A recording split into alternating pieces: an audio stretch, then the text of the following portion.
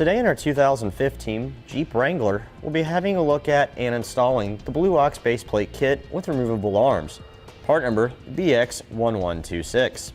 Alright, here's what our base plate looks like installed. It sits up nice and high against our factory bumper and doesn't stick out past it. This will allow us to take our Jeep off-road, not hindering our ground clearance at all. When we're not flat towing our vehicle, this is what it would look like with the arms removed. Provided we have two dust caps here that go in where the arms go to help keep dirt and debris from entering our base plate, making it difficult to insert our arms. When we're ready to flat tow our Jeep behind our motorhome, we just need to remove the plastic plugs, pulling out on them. We'll take our removable arm, make sure this tab here is horizontal,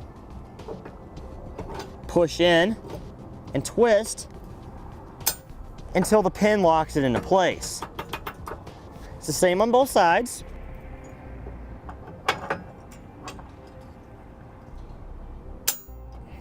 Now these removable arms allow us to quickly and easily hook up to our Blue Ox tow bars in order to flat tow behind our motorhome. Now my favorite thing about this particular base plate is the fact that they're removable arms. All you have to do is pull out on the pin that's spring loaded, twist it 90 degrees, and pull it straight out. Reinstall your cap, and you're ready to drive your vehicle like normal. To begin our installation, this plastic underbody splash shield, we need to remove this. There are 4 plastic clips that hold it in place on the front of it. All right, the way these work, you can use a flathead screwdriver and pop out the center section, or you can use a trim panel tool.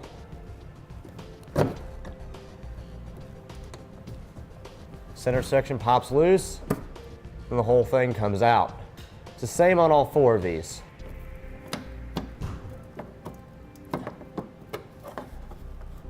All right, now we're underneath the vehicle. On the back side of our splash shield, on each corner of our frame, we'll find 2 more clips that hold this in place. These are the exact same clips as were on the front, so we'll just pop these out. And we'll repeat the same process on the other side. With all of our clips removed, it just comes down.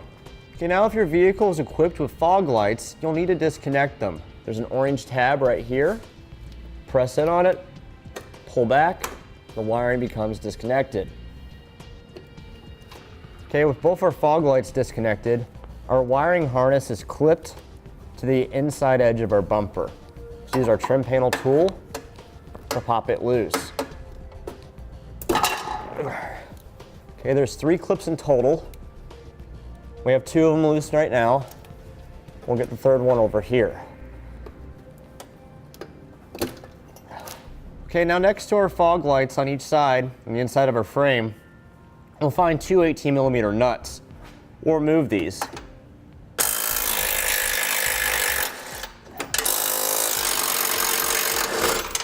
right, now that we have our inside bolts removed on our passenger side, we'll remove our 2 18mm nuts on the outside edge of the frame.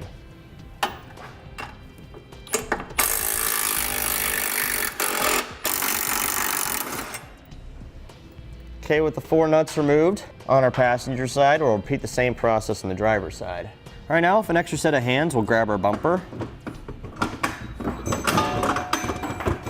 and pull it off. We'll find there's 1 more wiring clip we need to pop off. You may need a trim panel tool on this to get in there.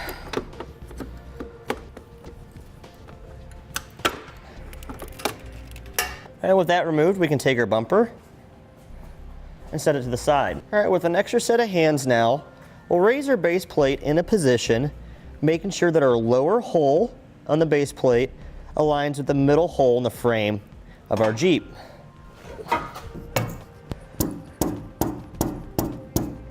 Okay, we'll align it in position, and then we'll clamp it in place. And we'll do the same on the other side. Okay, now we'll take one of our 5/8 bolts, put on a lock washer, and on all of our bolts from here on out, we'll be putting red Loctite on. We'll take our 5/8 handle nut here, come up to our opening here in our frame. So we have it lined up with our hole. and we'll insert our bolt. Okay, now that we've ensured our base plate is level on our vehicle, we'll snug down our bottom bolts here a little bit. Okay, with our bottom bolts snugged up, we can now drill out the holes in our frame using our base plate as a guide for our two top locations on either side. All right, just keep in mind from this point forward, everything that we do on one side of the vehicle will repeat on the other side. Okay, with our pilot holes made, we'll enlarge our holes to the final size. Okay, now we'll take our spacer block here and we'll sandwich it between our base plate and the frame so that our holes line up. So we'll slide it in position. May need to tap it in a little bit.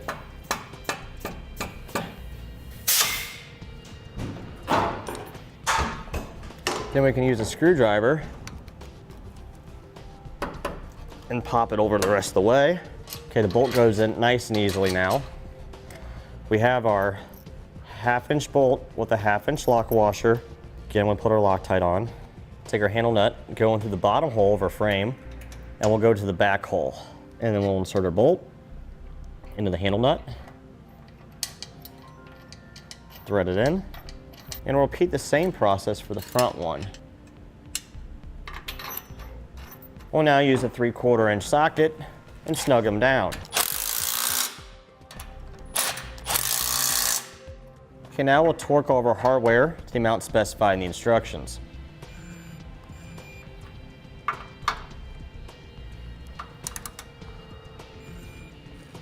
Now we'll remove the rest of our handle nuts.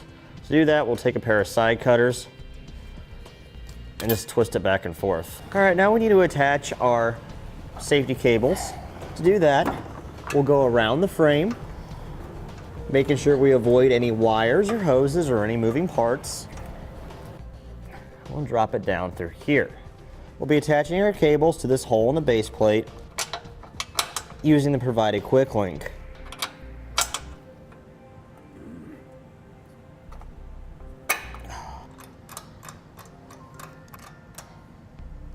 Okay, now we'll just take a 15mm wrench and snug down the quick link.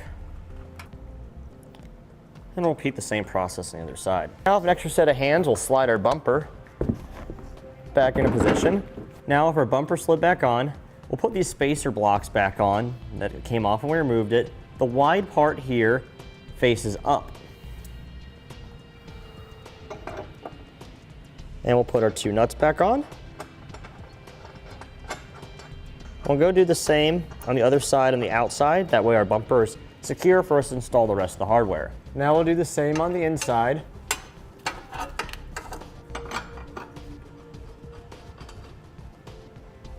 Now we'll snug them down.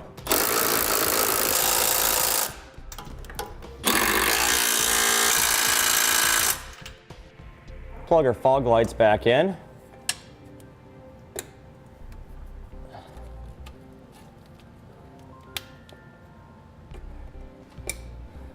And make sure our wiring is clipped back in position where it belongs, just like so.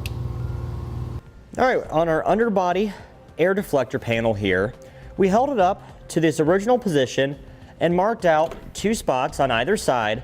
We're going to need to trim it out in order for it to fit back into position.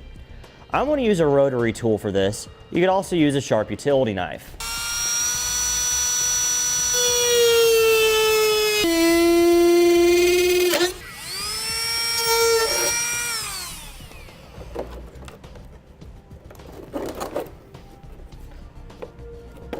All right, here's what it looks like once it's trimmed.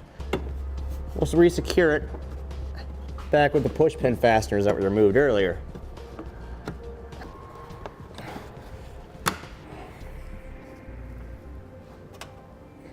And that completes our look at and installation of the Blue Ox base plate kit with removable arms, part number BX1126 on our 2015 Jeep Wrangler.